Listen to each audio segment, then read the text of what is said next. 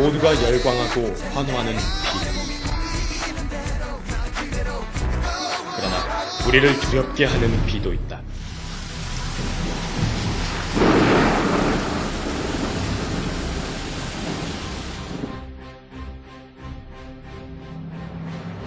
지난 2006년 7월의 하늘은 마치 구멍이 뚫린 것 같았다.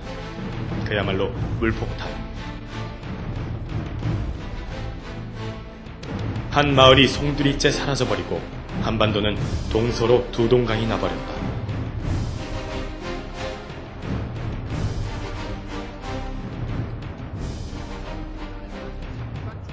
(1973년) 이후 최대 강수량, 연평균 강수량의 51.7%를 차지하는 엄청난 양의 비는 아직까지도 그 흔적을 남기고 있다.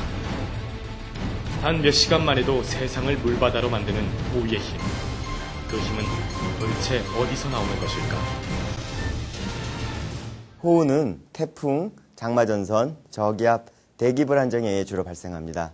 해마다 기압계의 특성에 따라 대기 환경이 달라지므로 호우 발생 원인은 복잡하고 다양합니다.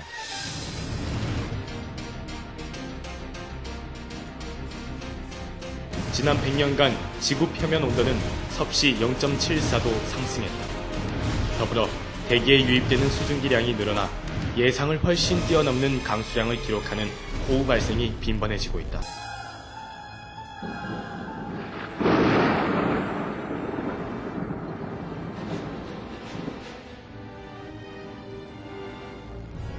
지난 2004년 7월, 인도 네팔에 사상 최악의 홍수가 발생했으며 방글라데시는 국토의 절반 이상이 잠기는 끔찍한 일이 벌어졌다.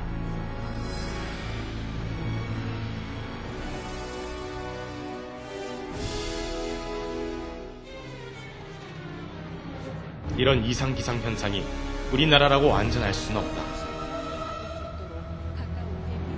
2008년 여름의 문턱에 들어섬과 동시에 국지성 집중호우가 이어졌다. 최근 10년간 발생한 50여 건의 집중호우로 인한 재산 피해가 4조 원 이상에 이를 정도.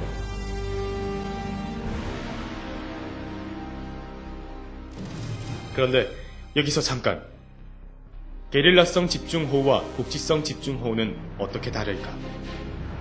국지성 호우는 찬 공기와 더운 공기가 만나는 전선에서 매우 좁은 띠의 형태로 한 지역에 집중적이고 지속적으로 많은 비가 내리는 현상입니다. 게릴라성 집중호우는 대기가 불안정하여 비구름이 확산되면서 연쇄적이고 산발적으로 발생하는 형태입니다. 두 가지 모두 대기가 불안정하게 되어 발생하고 지형적인 효과에 의해 호우 현상이 가속화됩니다. 언제, 어디서, 어느 때라도 강한 비를 내릴 가능성은 항상 존재한다. 그래서 더 무서운 집중호우. 게릴라성 집중호우가 잦아지고 광범위한 지역에서 발생하면서 기상청 예보관들의 하루 역시 더욱 바빠졌다.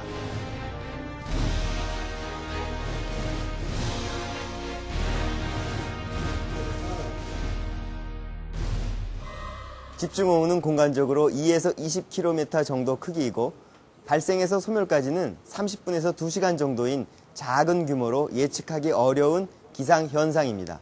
따라서 집중호우의 가능성을 점검하고 실제로 집중호우가 발생하면 레이더 자료로 비구름의 이동 방향과 강도 등을 추적해 앞으로의 상황을 예측하고 있습니다. 뿐만 아니라 집중호우 현상은 소규모 저기압이 갑자기 짧은 시간에 급격히 발달, 보통의 일기도에서는 잘 나타나지 않고 있어 기상 레이더나 기상위성의 도움 없이는 정확하게 예보하기가 매우 어려운 실정이다. 이에 따라 24시간을 기준으로 하던 호우특보 기준을 12시간 기준으로 변경. 호우가 잦은 6월에서 9월까지 기상청 예보관들은 호우의 피해를 최소화하기 위해 촉각을 곤두세우고 있다. 호우특보가 발표되면 일단 심각한 상황이라 판단하고 안전한 곳으로 대피하는 것이 매우 중요합니다. 특히 저지대 및 상습 침수구역 주민과 산간 계곡의 야영객들은 집중호우에 빠르게 대비할 수 있도록 호우특별방송을 청취하고 피해를 줄이는 것이 최선입니다. 해마다 많은 인명피해가 발생하는 계곡. 20cm의 얕은 물이라도 집중호우로 인한 급류를 형성, 건너려다 쓰러지면서 일어날 수 없는 위험천만의 상황이 발생하는 경우가 많다.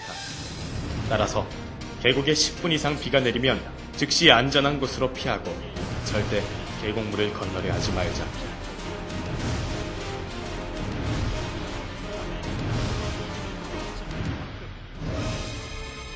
만약 주의보나 경보가 내렸을 당시 운전 중이라면 물의 높이에 신경 쓰자. 물의 높이가 머플러 높이로 차오르면 시동이 꺼져 물에 휩쓸릴 수 있기 때문이다. 주차된 차량은 물에 휩쓸리면서 더 큰 2차 피해를 일으킬 수 있으므로 미리 높은 곳으로 이동시켜주는 것이 좋다. 호우로 가로등의 전력 공급 시설 자체가 침수되면서 감전 사고가 발생할 수도 있다. 따라서 감전 위험이 높은 반경을 피해 돌아가는 것이 좋으며 고무장화 등으로 신체 노출을 줄이는 것 또한 감전 피해를 최소화할 수 있는 방법 중에 하나다. 집중호우 때마다 벌어지는 천재냐 인재냐에 대한 논쟁에 앞서 철저한 대비가 단 한 명의 목숨이라도 더 지킬 수 있다는 사실을 잊지 말자.